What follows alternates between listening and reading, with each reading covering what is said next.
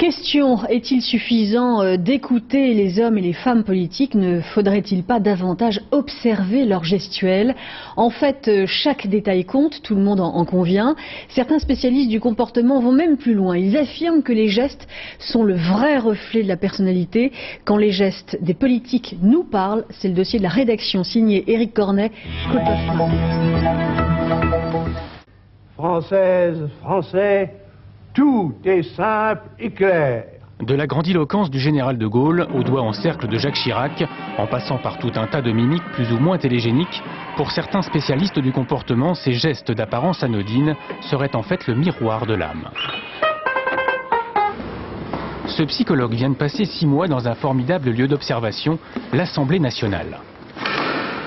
80-90% des gestes sont insignifiants, c'est de la gesticulation, et vous avez une série de gestes qui sont récurrents, qui reviennent régulièrement. Et bien sûr que j'ai observé, ça fait 20 ans que j'observe les gestes, et je peux vous garantir qu'il y a des gestes où je peux vous dire ce que pense la personne.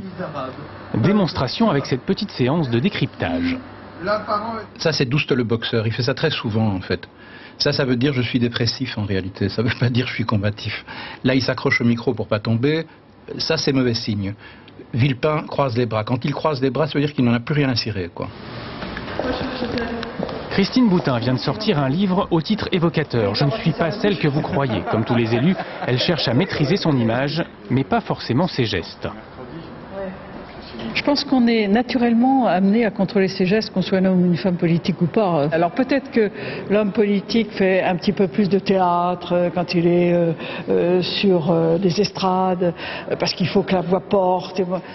Mais moi personnellement, je peux pas dire que j'ai construit mes gestes, je crois pas. Corriger les gestes, c'est en partie le rôle des conseillers en communication embauchés par les gros bras de la politique. Et ce n'est pas toujours évident.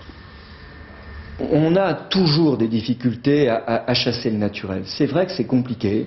Sa gestuelle, ça fait partie de soi. C'est évident. On a un comportement et ce comportement, il s'exprime fortement avec ses mains, avec son attitude, avec son corps. Et donc, on arrive à gommer, on arrive à supprimer sans doute un certain nombre de choses exagérées. On n'arrive pas à tout supprimer. Ça, c'est clair.